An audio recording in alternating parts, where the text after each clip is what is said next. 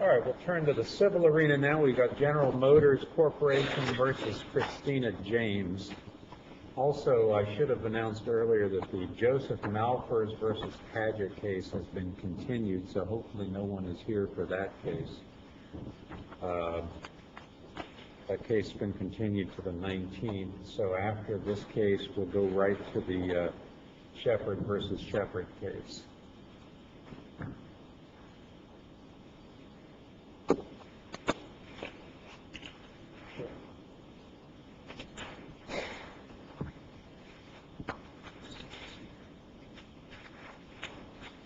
Good morning. David Sheldon on behalf of the appellant, General Motors. I'd like to reserve 5 minutes for rebuttal. May it please the Court. This case is about a defense that General Motors raised below. It was a defense that became the only issue to be litigated below, but unfortunately it was the only issue that wasn't resolved below. It was an issue that General Motors believes calls for statutory interpretation of two different provisions of the Magnuson-Moss Act. It was an issue that General Motors presented to the trial judge for resolution as a matter of law on motion for summary judgment, and it was not resolved at that point. The trial judge ruled that it had to go to trial on that issue, the issue of the cure, but unfortunately when it went to trial, General Motors was prevented from presenting any of its evidence in support of its defense, although the plaintiff was allowed to testify and present evidence in support of her theory or her view with respect to that defense. Let me ask you, you can cure in, what, 3 different ways? That's correct. And the 3 ways are? Refund, replacement, or repair. All right. And you agree that repair was not affected here? Well, we believe that the dealer's attempts to repair were not effective. That's correct. All right. And General Motors did not offer to repair when they sent their demand letter? Well, when she sent her notice letter, she didn't ask for repair at that time. She asked for us to refund. But you all never offered to repair? Well, it's not in the record, but actually we did. But now what's in the record? Right. With respect to the record, our response was, if you want a refund, we will repurchase the vehicle. All right. Now, you all never offered to replace? That is correct. All right. So you offered what would you call a refund? We offered to repurchase the vehicle. That's correct. All right. And the argument here is, what is a refund? I mean, y'all are saying we offer the purchase price. You know, do you offer the finance charges? How much credit do you get for the cars? And are you obligated to pay pre-litigation attorney's fees? I mean, that's the argument that y'all are making between the two of you as far as what is a repurchase. I would disagree with that. I think the only issue that was contested below was the last part of Your Honor's hypothetical or comment, which is respect to the attorney's fees. There's nothing in the record with respect to the trial to suggest that once we got to the point of past summary judgment, we went to trial, that any of the issue with respect to the calculation of the repurchase amount was an issue. All right. Well, let me ask you, going back to the definitions at the beginning of the Act, it says the term refund means this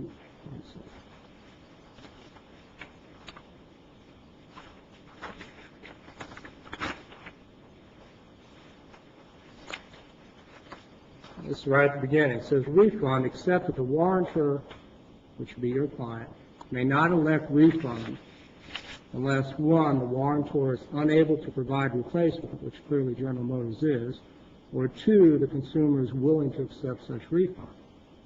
So if y'all offer an amount and they say, no, we're not agreeable to that amount, then is that a viable cure under the statute? I'm referring to 2301 definition, section 10. Well, the section 10 is a definition of the word remedy. Well, is remedy and cure any different in this situation? Well, unfortunately, the statute uses the term cure in 2310, which is what we traveled under below. It uses remedy in 2304, which we didn't travel under because those are provisions with respect to a full warranty. And this was a limited warranty and not a full warranty. And therefore, the cases say that the provisions of 2304 are inapplicable. And so we have to travel under 2310, which uses the word cure.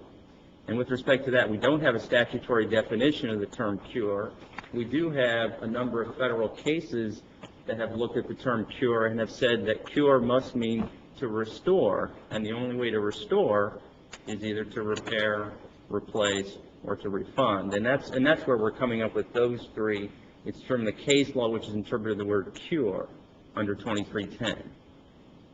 But would you agree, regardless of this situation, that there can be arguments on what is a proper amount of repurchase or refund? For instance, should you get 40 cents for every mile used on the cars, or should you get 25 cents, or how do you determine that amount? And could it be that the Congress determined that we're not going to get into that?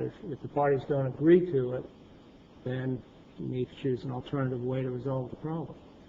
Well, a couple of responses. Because is there anywhere in the statute which says how much credit you should give for miles driven? No, not under the Magnuson-Moss Act. The way the Magnuson-Moss has been interpreted by the case, though, by the case law, is that it is not a full panel of common law or statutory law with respect to this issue, and that the courts do look to state law. I mean, this court looked to state law in the Marcy case recently with respect to whether or not you could serve proposals for settlement. So you can look to state law with respect to these issues. We suggest that the Lemon Law is an appropriate way to look at the issue of the calculation of the offset.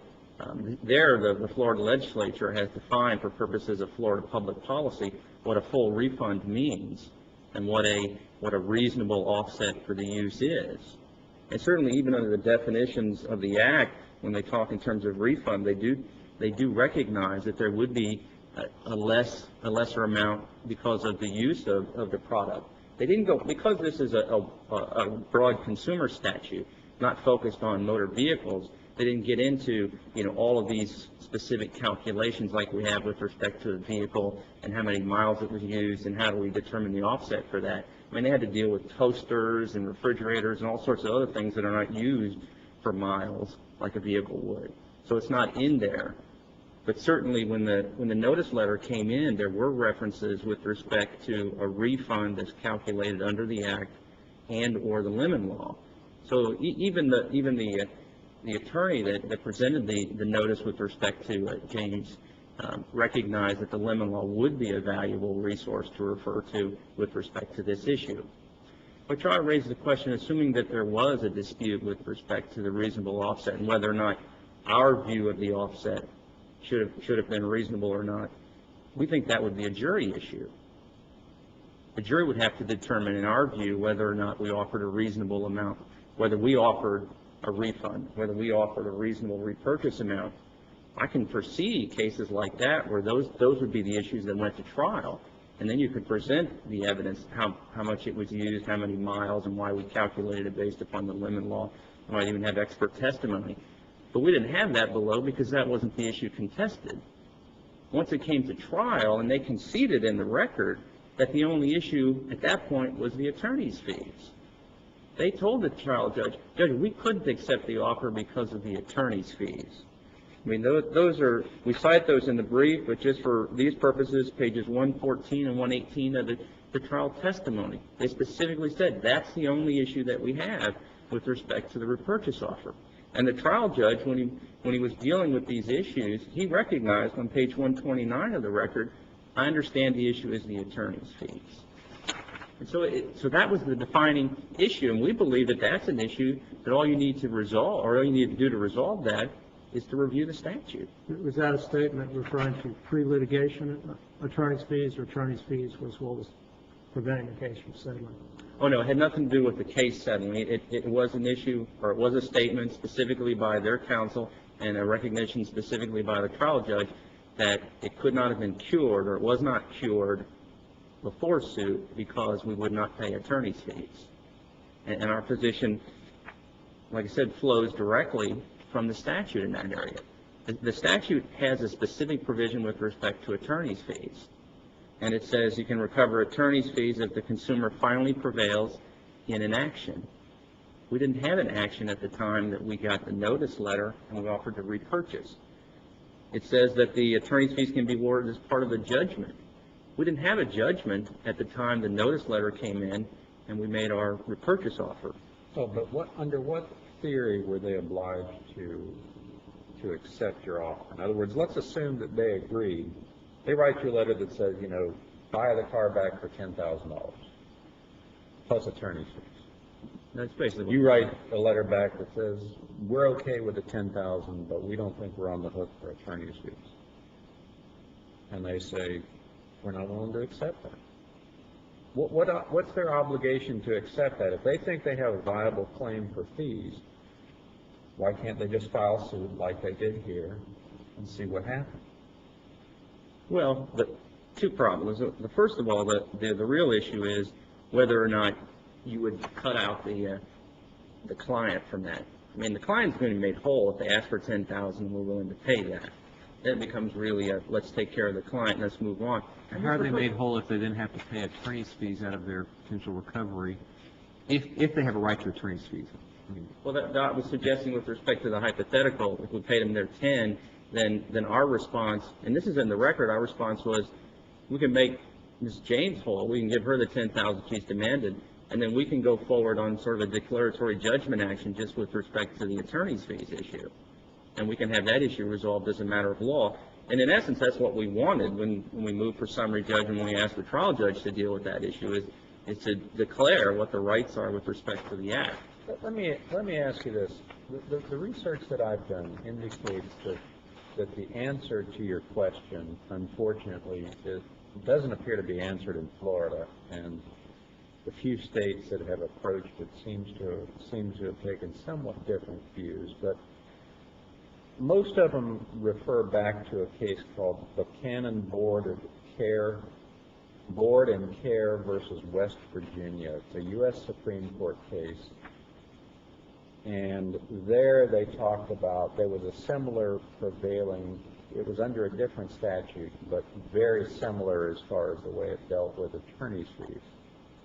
And the question there was, if you had a settlement without a lawsuit, do you get fees? And the Supreme Court rejected the idea of, if you voluntarily get for the defendant to change their conduct, it said you have to have a judgment on the merits or some sort of a court-ordered consent decree. And other courts have kind of been to talk about what is a court-ordered consent decree. But if we were to follow that theory and say, okay, well, you got to have a judgment or some sort of a court-ordered, the court has to put its imprimatur on it, is the way I read the case law from around the country.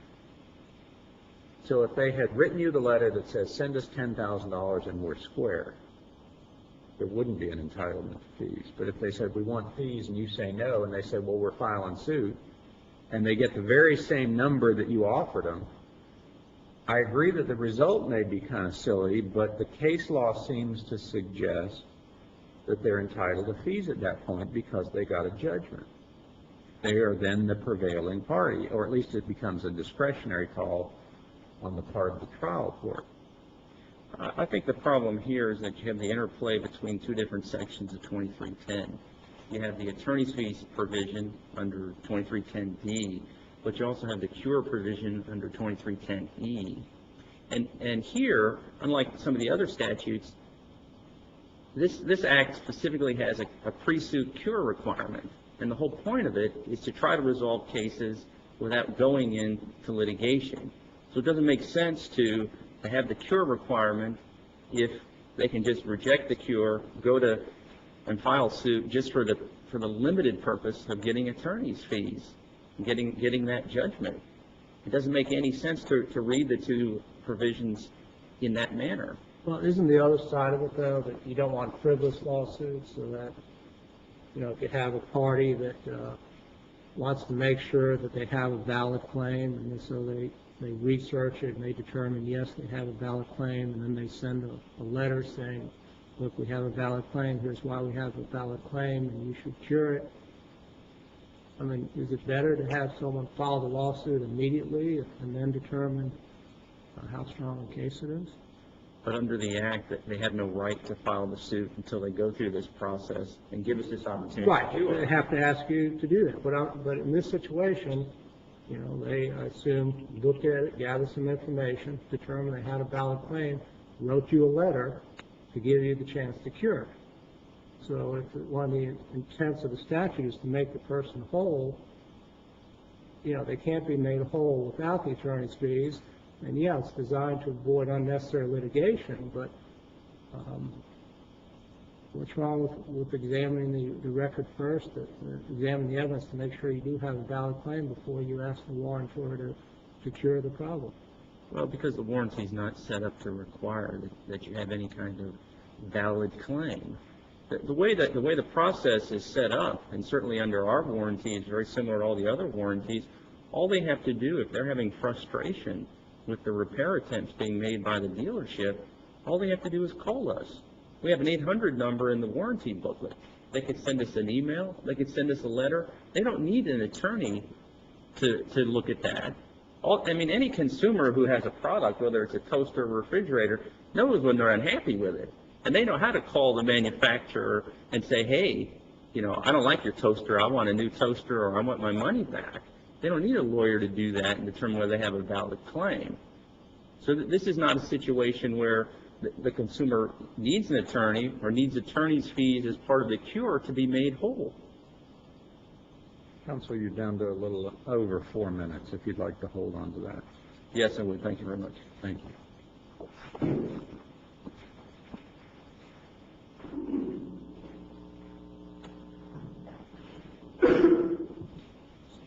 May it please the court, my name is Ted Green and I represent Christina James. I have my own track of argument I want to make, but I'd like to start with the last thing that opposing counsel said. He said, this isn't the case where the consumer needed an attorney to be made whole. Well, I'm going to come back to the settlement offer that they made before suit was filed. But in fact, their settlement offer was for $3,700. The first time they offered settlement, pre-suit, was for $3,700. The second time they offered settlement, and I really don't understand how they jimmied the numbers, but at the bottom, if you look at their second settlement offer, it says amount to plaintiff $3,738.23, which was identical to their first settlement offer. When we took this case all the way to trial, the jury gave the client $5,000. So assuming that the jury is right and $5,000 is what it took to make her whole, they weren't willing to make her whole even after an attorney was involved. So I would argue that an attorney is absolutely necessary here, and that's why the provision is built into the Act. I mean, we do not expect, in this case, and I believe the record reflects this in my cross-examination, a single mom with a high school education to negotiate against one of the biggest corporations in America. The reason there is an attorney fee provision in this Act is so that they can get representation, because they weren't getting it prior to this Act. And opposing counsel also said, well, if we look at attorney fees pre-suit, that really just encourages unnecessary litigation. But he also said they only offered to settle with the consumer, and they said, hey, let's litigate the attorney fees. Well, I think you're right, Judge Orfinger. I think Buchanan presents some problems. And there are trial judges around this state who have ruled that Buchanan cuts against us if we don't get. That's a whole different issue, and I don't agree entirely with the holding. And as you said, the case law, some of it seems a little bit silly. But there are trial judges who have said, if we don't get a judgment against them, we can't collect our fees. But let's go back to it. So they were encouraging us to continue litigation in a fashion that I would submit one could reasonably expect that we would be deprived of fees entirely. But they said it should avoid litigation. Well, they just said they're encouraging litigation because part of their offer was to settle with the consumer and then continue litigating. And that's not what a settlement offer ought to be about. But the other thing is, let's look at it from the flip side. Allowing attorney fees pre-suit actually avoids unnecessary litigation. Because if you have a case with a lot of merit that the other side recognizes we probably don't want to fight on this one, and you allow the attorney to recover, and by the way, we're not talking about amount. Remember, in this case, General Motors didn't offer anything. This is not a position, and I'd be in a different position if they'd said, you know, Green, we'll give you $1,500, because pre-suit, that's all we think you get. They chose, and I don't understand this because we settle suits with General Motors all the time, but in this case, they chose to draw a line in the sand and said, you get nothing. Now, I can't tell you all of what went into our decision not to accept their settlement offer, because that's covered by the attorney-client privilege. But their representation, I was the trial counsel, and their representation that I said this was all about fees is not what it was. Well, in a sense it is. It is all about fees because they've said you get nothing, and we're going to fight about that. They said if you accept this settlement offer, we're going to fight about that. If you don't accept it, we're going to fight about it, and we know they said that because they fought about it for the entire course of this lawsuit in front of 2 different trial judges who disagreed with their position. What I said was, and this should be in the record, although I didn't come prepared today to cite it. We talked about this with the trial judge in their motion for new trial. Not only did we recover more for Ms. James going through trial, but she got to use her vehicle at full trade-in value to trade it in for another vehicle on a loan. So there's an undetermined monetary value to that aspect of the transaction as well. So she used that vehicle, a defective vehicle, and by the way, they've never contested that it's defective. This case is one that has 25 different repair orders on a vehicle that was literally falling apart around the client. I mean, it involved the bumper falling off, well, this separating twice, molding falling off the vehicle, the car wouldn't run, she was bucking down the highway, literally bucking down the highway. When she pressed the gas pedal, she couldn't get power to go through an intersection. There is no doubt that from a factual standpoint, this is a horrible case. But, you know, lawyering is not about looking at a statute or reading a case and then turning to your client and saying, well, I'm sorry, you lost. Lawyering is about being creative and trying to find a way out of defeat. And GM has some very smart and very creative lawyers. And frankly, if I were on their side of the argument, I'd try and do the same thing. I'd say we got a dog of a case here. How can we get around it? To get around it, they want to say that they were entitled to 2 opportunities to cure. Now, I cite this in the brief, but there is case law that says across the nation that liability under the Act, what 2310E, which talks about a reasonable opportunity to cure, what that means is a manufacturer gets a reasonable number of attempts or a reasonable opportunity to repair the vehicle. They don't get a first set of repair attempts, and in this case it was a dozen before they made their first settlement offer. They don't get a dozen repair attempts, and then we have to give them a second set of repair attempts. The statute does not say that. And furthermore, their warranty, one of the things opposing counsel said too is all a consumer has to do, he said all they have to do is call General Motors. Their warranty does not say that. What their warranty says they have to do is go back to the dealer for warranty service. And they're claiming, and their trial counsel said, the warrantor, that's us, needs a reasonable opportunity. We were left in the dark, left out of the loop. But in fact, the trial testimony shows that my client called General Motors 800 number twice, and both times they sent a tow truck out to her house, and they towed, actually she called them twice. The first time they said, take it back to the dealer you've been going to. The second time they sent a tow truck out to her house and towed it back to the dealer she'd been going to. This was GM corporate. She testified that she called their corporate number, which is that 1-800, there are actually 3 1-800 numbers listed in the book.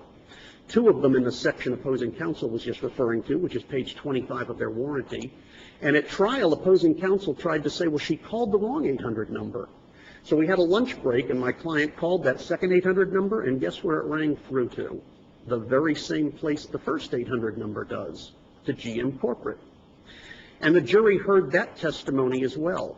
So my client contacted GM directly twice, in addition to the letter that we sent on her behalf.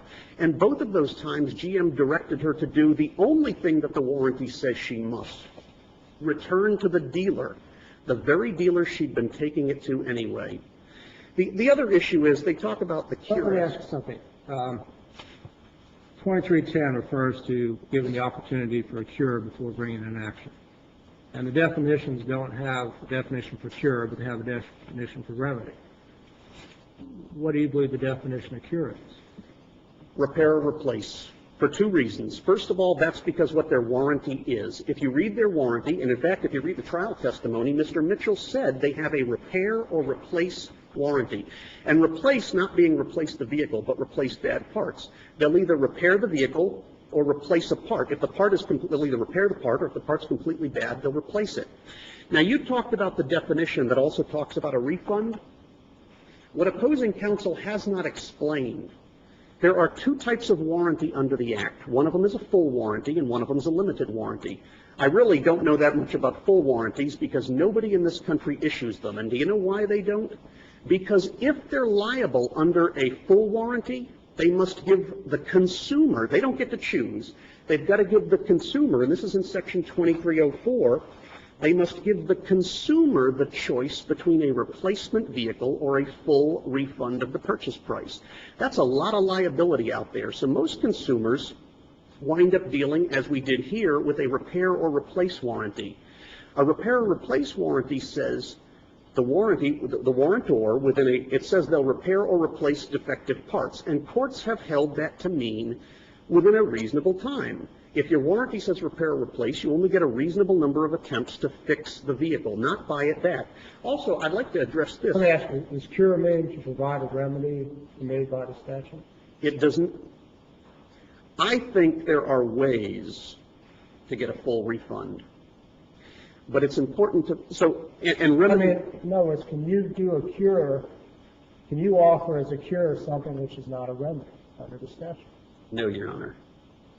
But the answer is no, but I want to tackle that one step further. Remedy under the statute is defined as refund, but that refund does not relate to 2310, which is what we brought suit under for limited warranties. I'd also like to point out something that's inconsistent here. General Motors is arguing today that they had the option to give us a refund. Well, first of all, they weren't offering a full refund. They were offering $3,700 to my client. But the statute, even if we were under the full warranty section, 2304, it says my client gets the option of a replacement or a full refund. But here's another defines remedy as one of the actions that the warrantor elects. Well, if you look at... And then, I mean, we could talk about what's full refund or not, but it says, refund is one of the three things they can elect, but it makes it the election of the warrantor. Well, let's talk about an inconsistency when it comes to what the warrantor says that they've elected. They're saying that they didn't offer a refund. They offered $3,700 to my client, and they denied attorney fees, and our position is that we're entitled to attorney fees pre-suit because the statute that governs attorney fees says we get them for or in connection with the action. But it's interesting that immediately... Well, the action, if there's never a lawsuit filed, what is the action? I mean, doesn't action have some generally accepted term in the legal profession?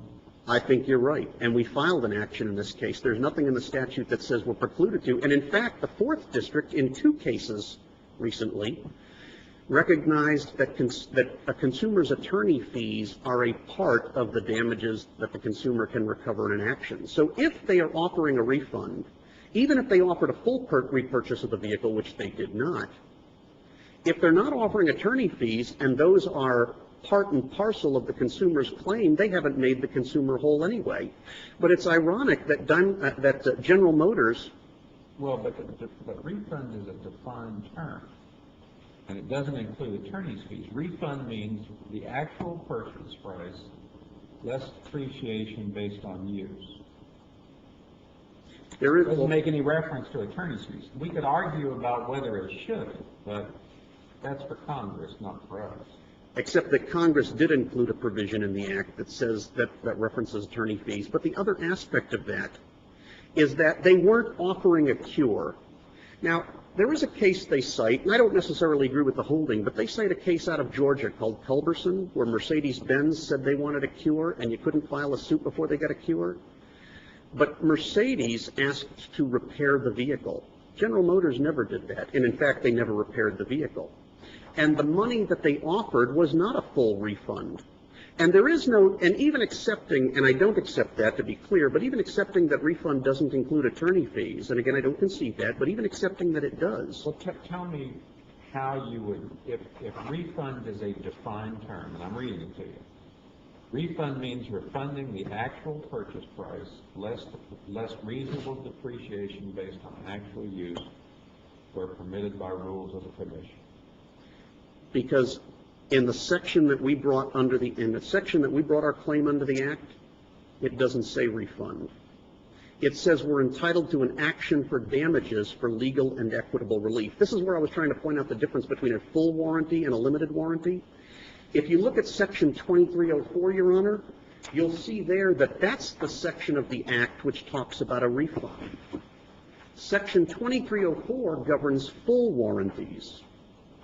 Section 2310, which we brought suit under, governs limited warranties. And that section says we're entitled to, we can bring a civil action for damages, and it does not say refund. But the other aspect is...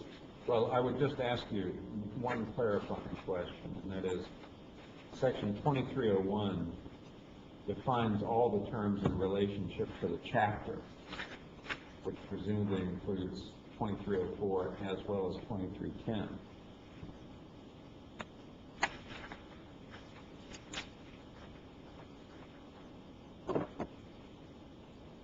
In other words, I don't see the definitions being limited to full or limited warranties. It says all the warranties covered under this chapter. If this court, I will say that if that's the way this court goes, it would be unique among the cases of this country because most distinguished. And also, but let me. I'm not asking. I'm just trying to read what they wrote. And what they wrote was 2301 definitions for the purpose of this chapter, and then they define a whole slew of things. I understand, and let me work with you there, please. If you look right below the word refund, except that the warrantor may not elect refund unless, 1, the warrantor is unable to provide replacement and repair is not commercially practicable, or cannot be timely made, or the consumer is willing to accept such refund. So there is a distinction there as well. But the other thing, and I want to... Which section were you just reading? It's right below the definition of refund, Your Honor. It's actually section 10. It is. It starts at the term remedy means. Okay. So even there, it just as in 2304, it leaves the election of refund to the consumer. But it's interesting that although they're arguing that a refund would make us whole, our client, you know, the reason that there was no evidence presented at trial about the reasonable offset for use is because General Motors, as soon as we filed suit, they argued to the trial judge that we have no right to a refund. They filed a motion to dismiss, which they were successful in, that said we were not entitled to revocation, which would give us a full refund. So while they're here in this court today saying a refund would make us whole, they told the trial court that we weren't entitled under the Act or under their warranty to a full refund, and the trial court agreed and killed that claim. So by the time we get to trial, what we were able to ask for, and I don't agree that this was all we should have been able to ask for, I only point out the inconsistency of the defendant's argument. By the time we get to trial, the only thing we were able to ask for was diminution in value because General Motors had argued that we could not get a refund under the statute. So they're here in this court today saying that they should have been allowed to force an incomplete refund on us. But when we were at the trial court, as soon as the suit was filed, they said we have no statutory or warranty right to a refund. Well, let me go back to definitions, because I agree with Judge Warfinger. 2301 says for purposes of this chapter. And they don't have a definition of cure. They have a definition for remedy. Now, if cure equals remedy, or cure means providing a remedy, then I think that you win because of the language in Section C. Now, they say remedy refers to something totally different. Remedy is totally different than a cure. So here's why I think a cure means repair the defects. First, because the courts around the country who have interpreted this have said that cure means repair within a reasonable number of attempts. There's a case that I cite in the brief over several pages, and I quote from it, called Midlatch v. Daimler Chrysler.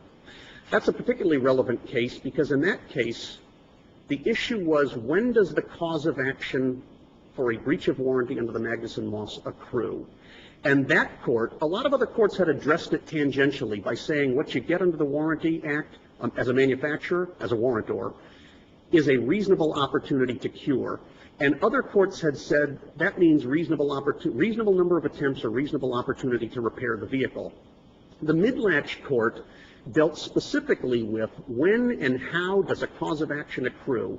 And that court analyzed the issue, and they said, we believe that Section 2310E, on its face, when it talks about an opportunity to cure, means repair the vehicle within a reasonable number of attempts. So we've got case law around the country that says that. The second piece is, if you go to Black's Law Dictionary and you look up cure, it means correct defects. In fact, the first example they give is, for example, in a defective title, cure means eliminate the defects. The third reason is the defendant says you ought to look to the Lemon Law. Now, I don't think these are analogous statutes in a lot of ways, but let's take them at their word since they've suggested you should look to the Lemon Law. Section 681-104, nonconformity of motor vehicles. In the same sentence, they use the word repair and cure to mean exactly the same thing. After 3 attempts have been made to repair the same nonconformity, the consumer shall give written notice by registered or express mail of the need to repair the nonconformity to allow the manufacturer a final attempt to cure the nonconformity. So the issue there is, even under the Lemon Law, and they don't define cure either, but they've used the word cure and repair to mean the exact same thing, which would be inconsistent with their arguments, but consistent with mine and consistent with the case law around the country and the plain meaning of cure. I agree with you that my job would be a lot easier if the Congress had spent a little more time, and frankly, I've been up on a number of appeals involving this statute. There are, as in most statutes, there are a lot of vagaries. But what they're asking this court to do is something that would actually be contrary to the state rough equivalent that they've asked you to look at for other examples, and it would be contrary to the case law, state and federal, that has interpreted what 2305 means. Now, Counsel, you've exhausted your time. fair enough, Your Honor. Thank you very much for your time.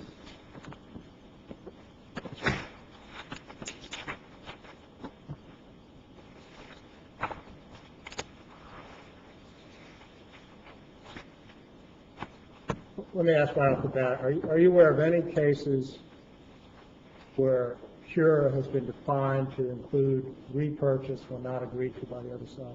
Any case law out there? No. Because the fact of the matter is that that issue just doesn't get litigated. The case law that we cited does say that the word cure means the 3 things that we've argued before, which is includes repair, replacement, or refund. Well, let's talk about that a little bit. I mean, it seems to me that from a repair standpoint, 20-plus opportunities to fix the car is a reasonable number. In fact, it's more than reasonable.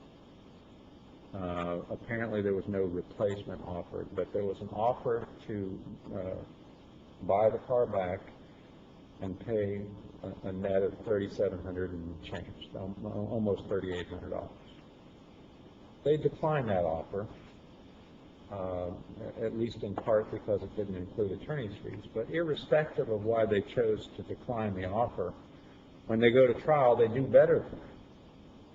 So the fact that they went to trial, did better, and secured a judgment, doesn't that entitle the court in its discretion to award fees?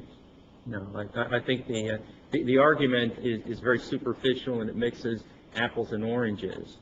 At the time they made their notice letter to us, the record is very clear. The only thing they wanted was a refund. And when you do the refund, you certainly have to pay off the lien holder. You would get an offset for use, which I think any rational ruling would require. But whatever is remaining after you pay off the lien holder and you get our deduction for the offset, that's what they get as part of the refund. Once the case went to litigation, then the remedy was diminished value. And so the jury had to look at what the diminished value of the vehicle was, and they determined that was $5,000. So you're not comparing apples to apples. You're not looking, the jury didn't look at, if we give them a refund and you do a reasonable offset for use, we pay off the lien holder at that point in time, here's what the damage is.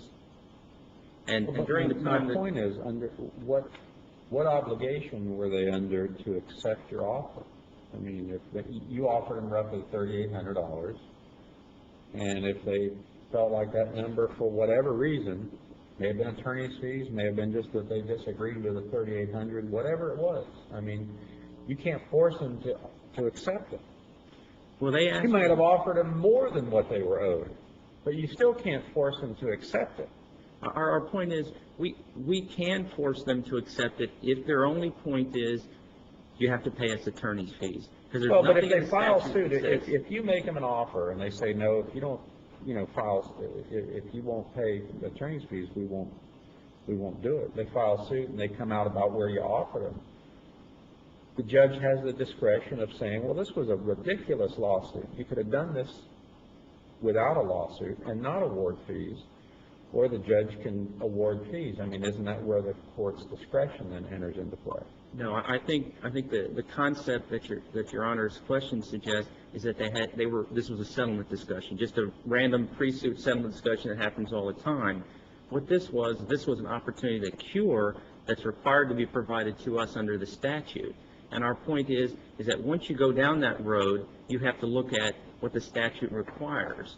If they ask for a refund, then there has to be a determination of whether the refund includes attorney's fees. And we think that's just a matter of interpreting the statute, which says you have to have a judgment, they have to prevail in the action. Well, And you don't have is cure mean to provide a remedy allowed by the statute? I think it does, but But you're asking for it to be more than that. no. We're asking only that we be provided to give them the remedy that they asked for. Because that's the point here. We can talk about the debate between repair and refund, but their letter to us asked for one thing. It asked for a refund. It didn't ask for repair. I mean, if they asked for either one, or they only asked for repair and then we wanted to refund, then there would be an issue. But if they say we want a refund and we say, fine, here's the refund, and I disagree with the way he characterized the calculations, because I think we offered her much more than $3,800 the second time.